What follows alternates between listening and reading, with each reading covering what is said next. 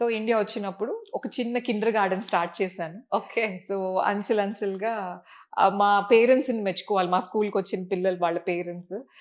నేను Kinder garden ఒకటే run చేస్తాను అనంటే వాళ్ళు ఒప్పుకోలేదు. లేదండి కంపల్సరీగా మీరు స్కూల్‌ని పెంచాలి. మేము హ్మ్. ఒప్పుకోము అని హ్మ్. అలా ఎంకరేజ్ చేస్తే అలా అది కిండర్ గార్డెన్ టు 10థ్ క్లాస్ స్కూల్ అయింది ఇప్పుడు. ఓకే. ఓకే. పేరెంట్ అంటే నాకు తెలుసు. యాహ్! స్కూల్ పేరు ప్రేక్షకుల కోసం ఒకసారి. ఫౌంటైన్ హెడ్ గ్లోబల్ స్కూల్ అండి. ఇది okay. Opposite to Miyapur metro station ఉంటుంది. ఓకే. సో ఇక్కడ ఏంటి అనంటే పిల్లలు లైఫ్‌ని ఎలా ఫేస్ చేయాలో నేర్చుకుంటా ఉంటారు. హ్మ్. బికాజ్ మార్క్స్‌కి అతీతంగా అదేంటి లైఫ్ స్కిల్స్‌కి ఎక్కువ ఇంపార్టెన్స్ ఇస్తూ, లీడర్‌షిప్ క్వాలిటీస్ పెంచుకుంటూ, నాకేమని అంటే పిల్లలకి నేనేం నేర్పిస్తాను అనంటే ఫస్ట్ ఒక చిన్న ఎగ్జాంపుల్ ఇవ్వాలి అనంటే వరల్డ్స్ రిచెస్ట్ పర్సన్ ఎవరు? హ్మ్.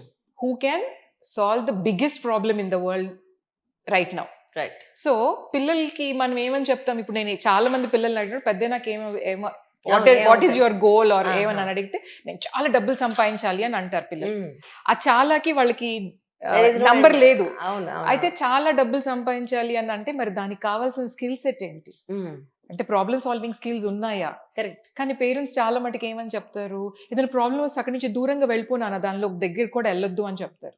కానీ ప్రాబ్లమ్ సాల్వింగ్ అనేదే తెలియనప్పుడు, ఆ చాలా డబ్బులు ఎలా సంపాదించగలుగుతారు?